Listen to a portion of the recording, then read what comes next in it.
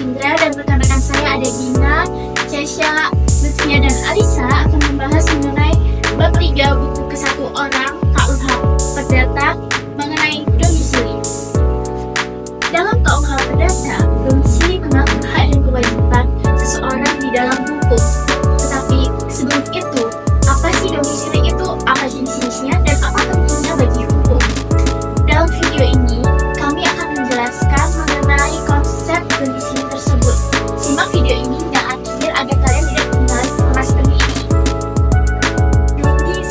Domisili adalah tempat di mana seseorang dianggap bertempat tinggal secara hukum dan memiliki hubungan hukum atas wilayah tersebut. Domisili ini menentukan berbagai aspek hukum perdata, yaitu seperti kontrak, pewarisan, dan yurisdiksi pengadilan.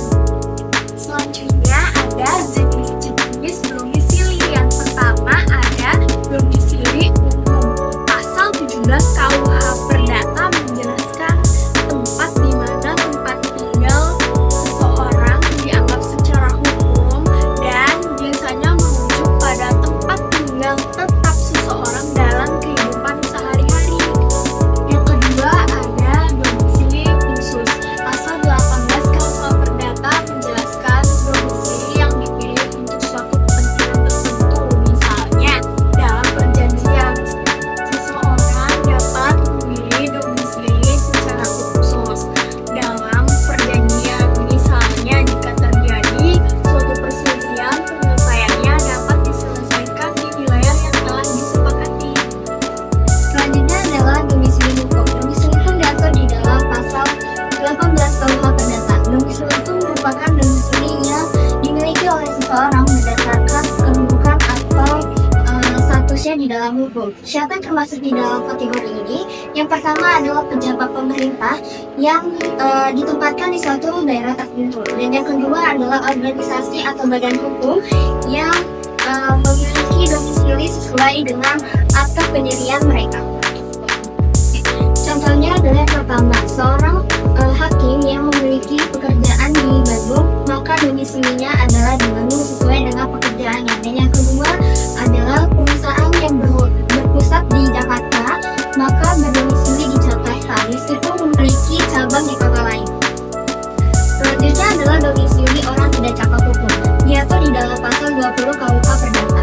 Domisili orang tidak cakap hukum adalah domisili ketika seseorang mengikuti wali atau pengampu karena individu tidak memiliki kewenangan hukum di dalam menentukan domisilinya sendiri.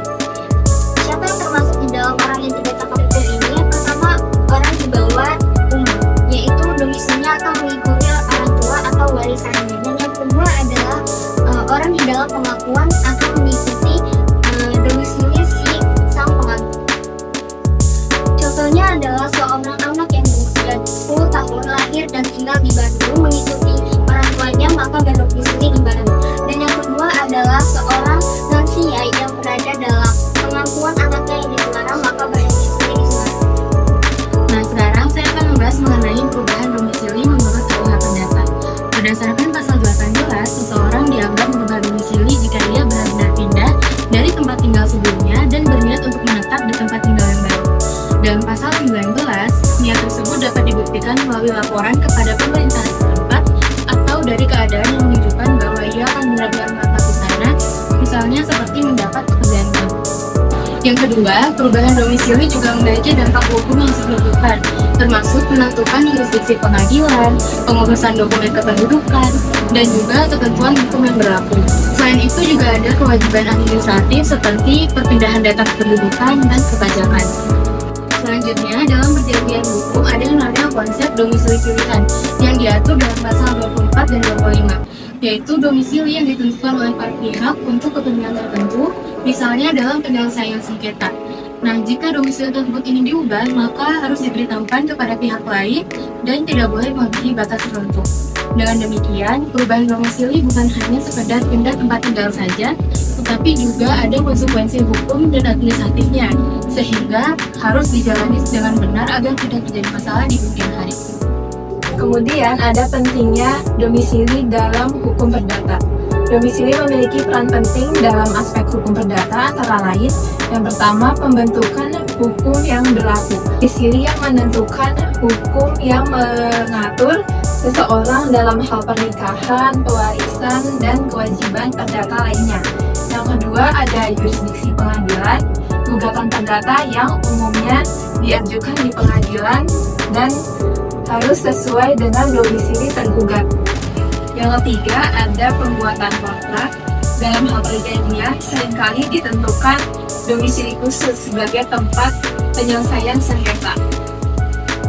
Berdasarkan yang telah disampaikan oleh rekan-rekan saya, dapat disimpulkan bahwa bab 3 buku ke-1 orang KUH Perdata menegaskan bahwa domisili bukan hanya sekedar alamat tempat tinggal saja, namun memiliki implikasi hukum, implikasi yang luas.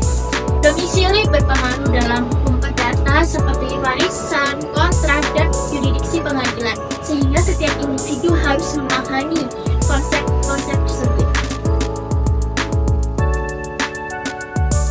Demikian yang dapat kami sampaikan mengenai domisili dalam KUH Perdata. Jadi semoga dapat bermanfaat bagi kalian semua dan menambah wawasan bagi kalian. Jika ada yang ditanyakan, silahkan tinggalkan di dalam kolom komentar kami. Jangan lupa like, share, dan komen. Terima kasih semuanya. Sampai jumpa di video selanjutnya.